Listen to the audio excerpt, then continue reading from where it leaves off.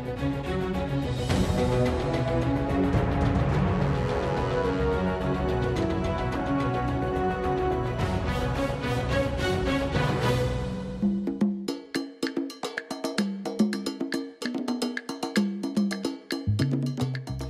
you are watching Al Jazeera America. I'm Jonathan Betts, live from New York City. For the first time in decades, an American flag now flies above the newly reopened U.S. Embassy in Havana, Cuba.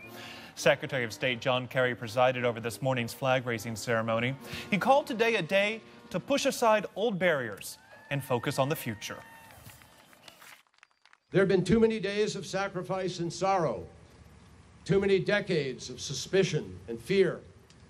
That is why I am heartened by the many on both sides of the straits who, whether because of family ties or a simple desire to replace anger with something more productive, have endorsed this search for a better path. We have begun to move down that path without any illusions about how difficult it may be, but we are each confident in our intentions, confident in the contacts that we have made, and pleased with the friendships that we have begun to forge. And we are certain that the time is now to reach out to one another as two peoples who are no longer enemies or rivals, but neighbors. Time to unfurl our flags, raise them up, and let the world know that we wish each other well.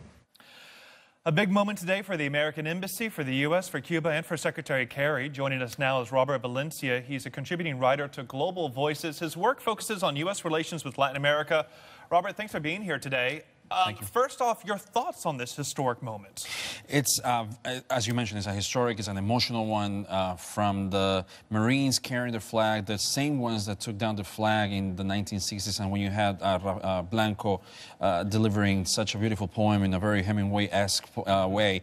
I think it's the right start at the right moment in history. I think there has to be changes after 54 years of diplomatic estrangement, so we are paving a way for a new diplomatic approach. And I know you focus a lot on Cuba and on Latin America. Do you get the sense, especially among Cubans on the streets, people there, that their lives are about to change, that change is really coming? They're very optimistic on both sides, and what I mean both sides, I'm talking about Cuba and the United States. According to NPR, back in December, 66% of Cuban Americans approve of new relations with Cuba, while in Cuba itself, 98% of Cubans are positive. They have a sense of positivism behind U.S.-Cuban relations. So there's certainly new hope for improvement and economic mobility in Cuba. Even though the embargo still very much stands, although restrictions have been lifted to some degree, the embargo still stands. So how do you expect lives to really change, though, on the island? Well, obviously, changes are not going to happen overnight. I mean, of course, you have the Republicans leading the Congress, so obviously they will be making any type of opposition in terms of lifting the embargo. You had, in 1996, you have Helms-Burton Act that strengthened the embargo to date. So things are not going to change immediately. But again, I mean, as Secretary Kerry said, we are starting a new road, and it's time to make friends with enemies, and I think this is the time to do so. Well, a lot of celebration today at that ceremony. You could hear the people cheering as the flag was raised for the first time in more than 5 decades there at the American Embassy. But also, as you know, a lot of criticism, a lot of controversy over this, too. Earlier today, I understand that Florida Congresswoman, a Republican, Ileana Ros-Lehtinen, held a news conference very upset about this. She's been very vocal about this move. And let's listen to what she had to say. Mm-hmm. Secretary Kerry did not invite a single dissident to the ceremony today. He will invite them to a later ceremony this afternoon. But he did not even have the courage. He did not have the strength to insult the Castro regime by inviting the very people who were arrested just Sunday. So this question over the dissidents, because as she pointed out, there were no dissidents at this flag-raising ceremony today. Why not? Well, because the government knows, and by I mean the U.S. government knows that they're treading lightly on this new chapter in U.S.-Cuba relations. They know that by inviting the dissidents, the Cuban officials will leave the ceremony, and I think it will completely defeat the purpose of bringing them in and celebrate a new chapter in U.S.-Cuba relations. I think, regardless, Kerry will eventually meet the dissidents later on today in a more private setting, because this is an open ceremony when you had the U.S. flag waving now high in Havana. So, of course, they're taking steps, and I think this is more of a diplomatic move than anything else. But there's also this real concern, isn't there, that these dissidents, their voices will not be heard, that the U.S. is basically turning their back on all these human rights activists by agreeing to do business with the Castro regime. Well, to some extent, I wouldn't say so. I think they're still meeting, and they know that it will have any diplomatic strife between the U.S. and Cuba. This is all about strengthening bonds between the U.S. and the Cuban government. I think that's the main purpose. And of course, the dissidents will raise their voice. They're going to bring their issues to the table because, yeah, they would send another wrong message saying, oh, the United States is turning their backs on the dissidents. So they're trying to play both sides. Trying to play both sides, with the hope eventually, President Obama says, of bringing true democracy to Cuba. And to be fair, Secretary Kerry, as you mentioned, is meeting with dissidents today. We're also waiting a live news conference from him any moment now. But in the meantime, our Mike Ficarra is joining us live from Washington.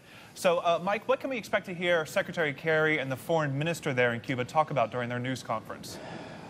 Well, I think some of the subjects you've already discussed, certainly from the American press traveling with John Kerry, it has been somewhat of a controversy why there are no representatives of so-called civil society or dissidents in Cuban society that were represented at the ceremony there. The official explanation, according to senior administration officials before John Kerry departed, was that this was a quote-unquote government-to-government ceremony. They also cited space constraints within the courtyard there outside of what is now officially the U.S. Embassy.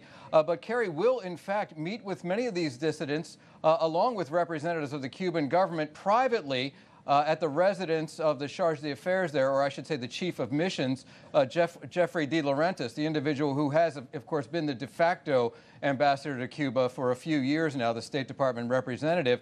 That, however, will not be open to press.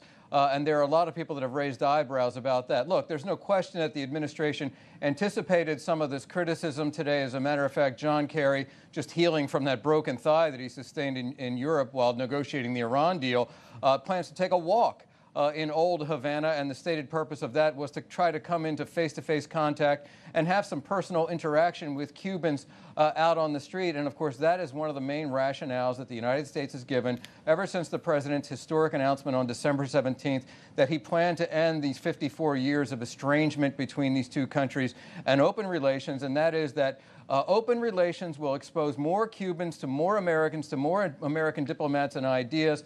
Eventually, though, obviously there are major constraints still in place, no tourism, the trade embargo being the major one, and eventually over time, perhaps those can be lifted as well. But for right now, they're looking at the rationale, sort of this incremental exposure to American democracy and ideas, American people and diplomats will hope to help to open up Cuban society, however incrementally at this point. And you talked about, Mike, Secretary Kerry walking around in old Havana, but also the fact that he spoke Spanish today directly to the Cuban people is of interest as well. And he also called on Congress to lift the embargo. Very unlikely, but still, what are the chances you think that could happen? Well, you know, we've had a lot of surprises, legislative surprises, political surprises, beginning with the ceremony today over the course of the last year or so. That one seems a little bit far-fetched, a little bit out of reach. You saw Congresswoman Ileana Ross-Layton and Marco Rubio, of course, both of these individuals from Florida, Rubio being the Republican senator from Florida and the presidential candidate, lash out. I think the rationale or the reasoning, the political calculus on the part of the administration is those voices are voices from the past. And you have already discussed on set the fact that polls show that even Cuban Americans, those in Florida and elsewhere, are fairly evenly divided on this issue right now. And so there seems to have been certainly a change, a shift in the ground over the course of the last several years. And that is the calculation on the part of the administration. As far as the embargo is concerned, however, the politics are somewhat behind the reality as the administration sees it. John Boehner, the Speaker of the House, has said there's just basically no how, no way they're going to be taking up a lifting of the embargo over the course of the next year and a half, that time that this Congress has left before the 2016 elections. Likewise, Republican leaders in the Senate. It seems unlikely at this point, Jonathan. Okay, Mike Vicar live for us in Washington. Important to point out for us that we are awaiting that news conference from Secretary Kerry as well as the Cuban Foreign Minister any moment now. We hope to bring that to you live as soon as it happens. Certainly a historic day in Havana, the flag being raised over the American embassy there for the first time in 54 years. There the podium is, the stage is set. We hope to hear from him soon. We'll be right back after this very short break.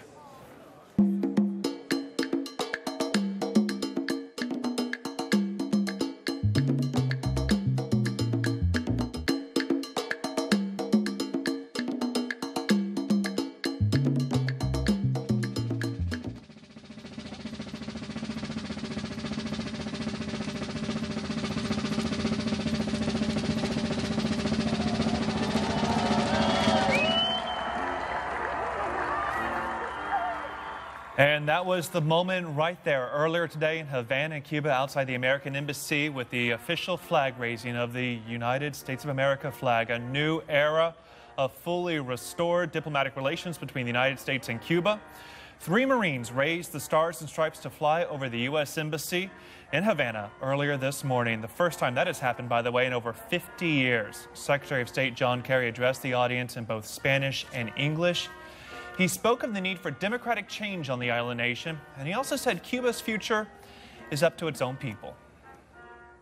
There have been too many days of sacrifice and sorrow, too many decades of suspicion and fear. That is why I am heartened by the many on both sides of the straits who, whether because of family ties or a simple desire to replace anger with something more productive, have endorsed this search for a better path. We have begun to move down that path without any illusions about how difficult it may be, but we are each confident in our intentions, confident in the contacts that we have made, and pleased with the friendships that we have begun to forge. And we are certain that the time is now to reach out to one another as two peoples who are no longer enemies or rivals, but neighbors. Time to unfurl our flags, raise them up, and let the world know that we wish each other well. And we hope to hear from Secretary of State John Kerry live there at the Hotel Nacional de Cuba, along with the Cuban Foreign Ministry in just a couple of minutes. As soon as it happens, we will bring it to you live. In the meantime, we have with us on set Robert Valencia with Global Voices. His work focuses on U.S. relations with Latin America.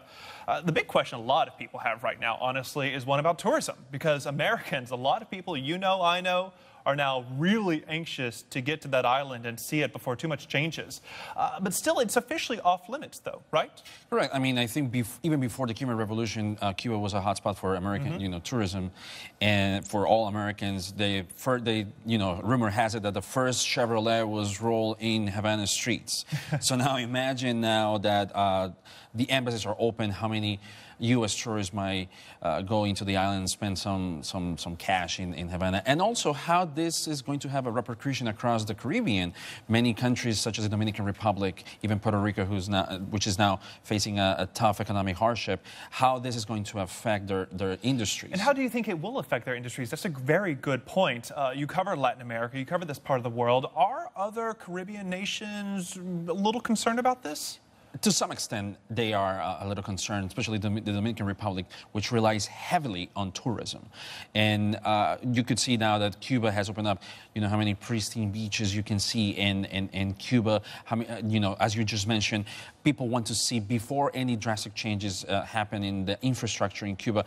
They're curious to see what it is like. And of course, they are being precautious about whether this is going to diminish their possibilities to increase tourists in the Dominican Republic or countries like Jamaica or Puerto Rico and some of the smaller islands in the Caribbean.